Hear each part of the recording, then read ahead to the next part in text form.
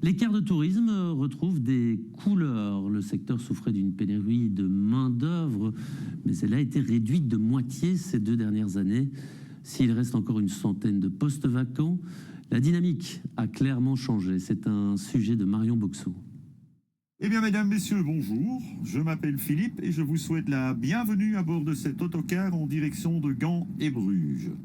Philippe est chauffeur d'autocar depuis 41 ans et dans ce secteur qui a souvent cherché du renfort, il est considéré comme la perle rare.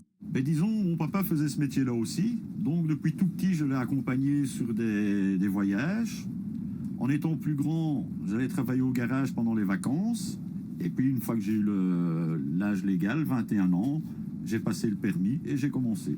Pendant des années, le secteur a vu les départs s'accumuler sans parvenir à attirer suffisamment de nouveaux chauffeurs.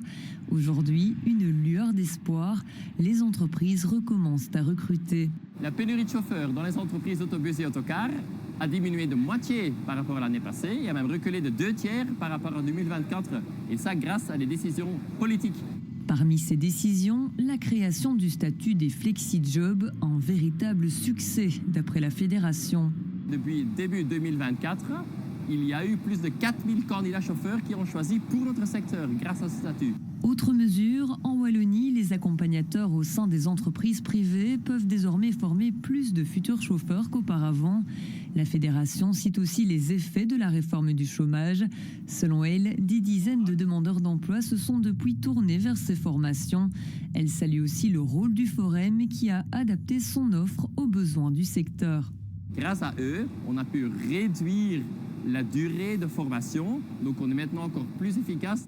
Face aux difficultés de recrutement, certaines entreprises ont choisi d'assurer elles-mêmes la relève. La formation interne, évidemment, c'est pour essayer de combler ce manque de chauffeurs et de former des personnes qui viennent avec un permis B et le transformer en permis D.